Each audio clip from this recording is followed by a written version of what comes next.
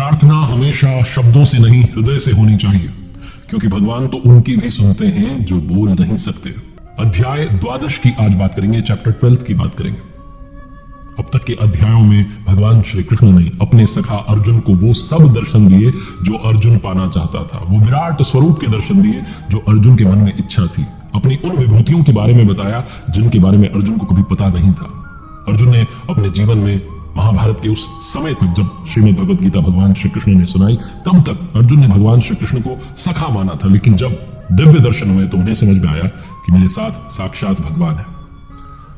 12 अध्याय में, क्योंकि अर्जुन उनके अनन्य सखा हैं, अनुराग ही अर्जुन है, जो आप प्रेमोल्लास लेकर आते हैं प्रभु के लिए, वही अर्जुन है। जब आपके मन में इतना अनुराग आ जाता है कि आप अर्जुन की स्थिति में पहुंच जाते हैं, तो भगवान आपको अपना अनन्य सखा मान लेते हैं और आपको वो सारी विभूतियां बताते हैं जो अर्जुन को बताई।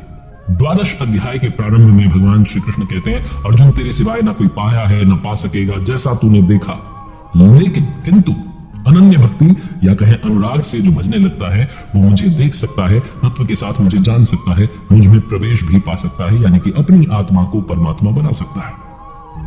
ये सारी समझ जो मैं डेवलप कर पाया हूं, जो मैं आप तक सार पहुंचा रहा हूं, मैं प्रतिदिन पढ़ता हूं श्रीमद् भगवद गीता की यथार्थ व्याख्या, यथार्थ गीता, जिसे परमहंस स्वामी श्री अलगड़ानंद जी महाराज जी ने लिखा है। आप भी घर बैठे ऑर्डर कर सकते हैं www.yatharthgita.com से। तो 12 अध्याय का प्रारंभ करते हैं, उसके सार को समझने की कोशिश करते हैं। भगवान श्री कृष्ण कहते हैं कि वो 2 मार्ग हैं, उनके बारे में इस 12 अध्याय में भी अर्जुन ने प्रश्न रखा। तीसरी बार उन्होंने प्रश्न रखा।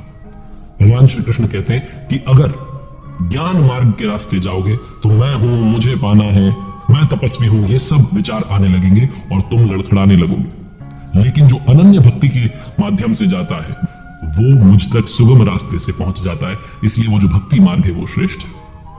अर्जुन ने तीसरी बार ये प्रश्न पूछा है, तीसरे अध्याय में पूछा, 5वें अध्याय में पूछा और यहाँ 12वें अध्याय में 12 अध्याय में फिर से प्रश्न किया। भगवान आप कभी सांख्य माध्यम से कर्म करने की प्रशंसा करते हैं, कभी समर्पण माध्यम से निष्काम कर्मियों की प्रशंसा करते हैं, इन दोनों में श्रेष्ठ कौन है?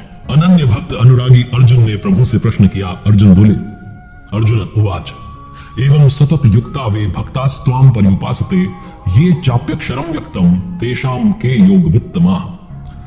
इस प्रकार जो आपने अभी अभी विधि बताई, जो 11 अध्याय के अंत में उन्होंने विधि बताई थी, ठीक इसी विधि के अनुसार अनन्य भक्ति से जो आपकी शरण में आ चुके हैं, आपकी उपासना कर रहे हैं, ध्यान कर रहे हैं, और दूसरे वो जो आपकी शरण में आकर के अपने ही स्वतंत्र रूप से अपने भरोसे होकर के आपका ध्यान कर रहे हैं, भजन कर रहे हैं, इन दोनों में से उत्तम कौन है? ये प्रश्न अर्जुन ने रखा।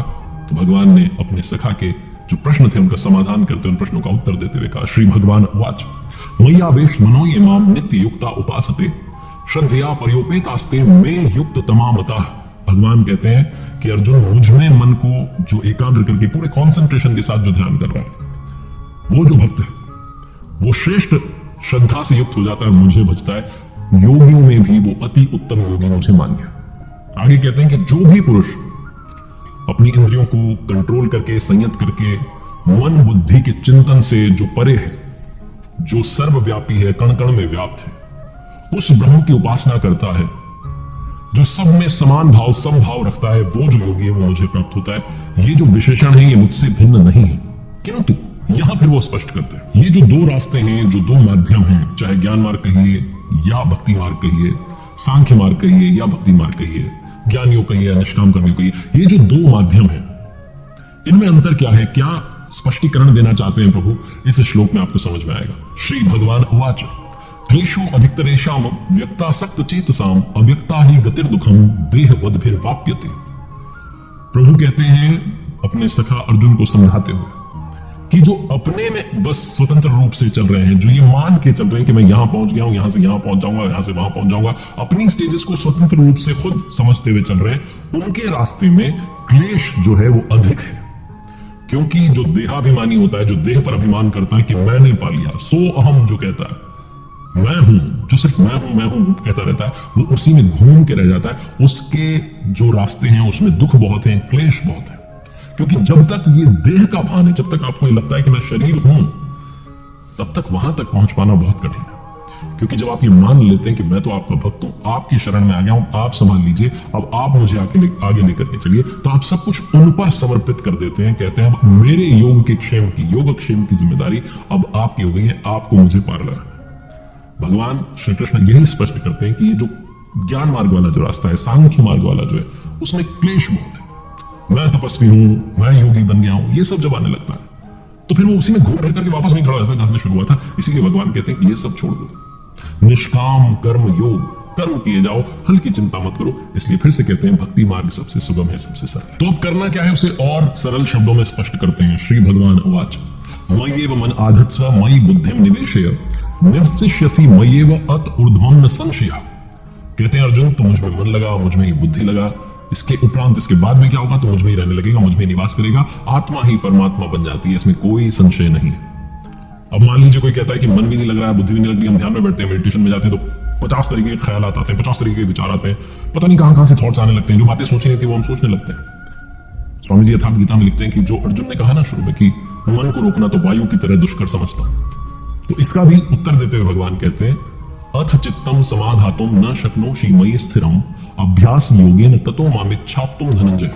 अगर मन को भी एक जगह रोकने में समर्थ नहीं है तो अर्जुन योग के अभ्यास द्वारा प्रैक्टिस करते हुए, मेडिटेशन करते हुए बार बार ये इच्छा करो कि आपको वहां तक पहुंचना है। प्रभु कहते हैं कि मुझे प्राप्त होने की इच्छा कर, जहां मन जा रहा है वहां से वापस पकड़ के लाओ और वापस उसी मेडिटेशन की प्रोसेस में जो श्वास प्रश्वास है उसमें ला करके लगा दो। अगर ये भी ना कर पाए तो क्या करना है, तो कहते हैं श्री भगवान उवाच अभ्यासे अप्य समर्थो असि मत कर्म परमो भव मदर्थमपि कर्माणि कुर्वन् सिद्धिं वाप्स्यसि।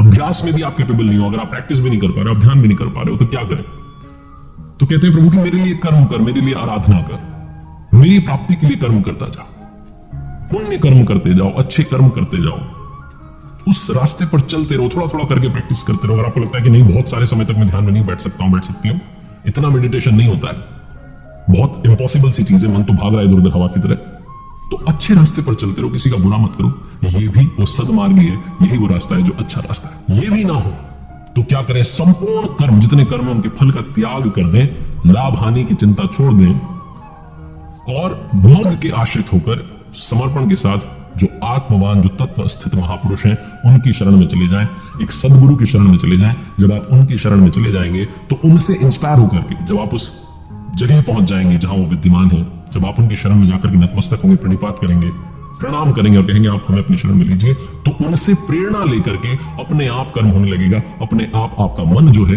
वो ध्यान में लगने लगेगा। इसीलिए भगवान श्री कृष्ण आगे समर्पण के साथ जो कर्म के फल का त्याग कर देता है उसकी इंपॉर्टेंस बताते हैं। श्री भगवान उवाच श्रेयो हि ज्ञानम अभ्यासाद ज्ञानात् ध्यानम विशिष्यते ध्यानात् कर्म फल त्यागात् शांतिरनंतरम।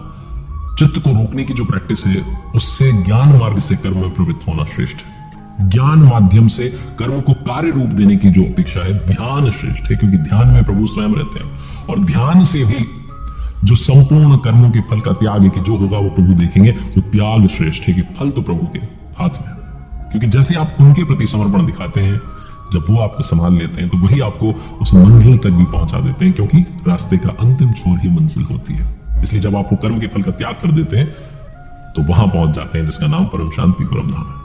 अब जो शांति प्राप्त पुरुष होता है, जो भगवान को प्रिय है, उसके लक्षण बताते हैं। भगवान कहते हैं कि किस तरीके के पुरुष, किस तरीके के नर नारी मुझे पसंद है, किस तरीके का इंसान को, मनुष्य को बनना चाहिए, वो यहां से प्रेरणा मिलती है। प्रभु कहते हैं श्री भगवान उवाच अद्वेष्टा सर्वभूतानां मैत्रः करुण एव च निर्ममो निरंकार समदुख सुख क्षमी।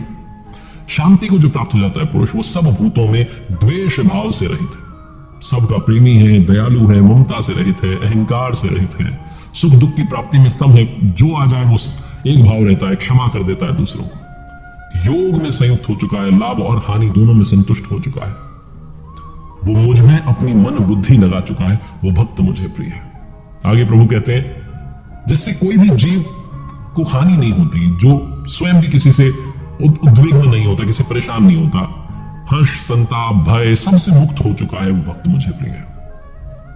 इस तरीके से हमें जीवन जीना चाहिए। स्वामी जी यथार्थ गीता में कहते हैं कि हमारे द्वारा किसी के मन को ठेस ना लगे, इतना हम कर सकते हैं, लेकिन दूसरे नहीं करेंगे, क्योंकि वो तो गृहस्थ जीवन में, वो तो संसारी है, मोह माया में उलझे हुए। तो हमें क्या करना है, हमें उनके जो विचार आ रहे हैं, उनकी जो बातें आ रही हैं, उनसे अपने आप को प्रभावित नहीं होने देना है।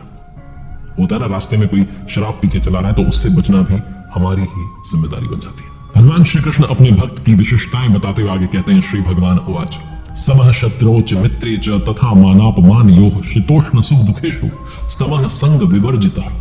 जो पुरुष शत्रु में, मित्र में, मान में, अपमान में समभाव है, जिसके अंतःकरण की जो वृत्तियां शांत हो चुकी हैं, जो सर्दी में, गर्मी में, दुख में, सुख में, हर द्वंद में सम है।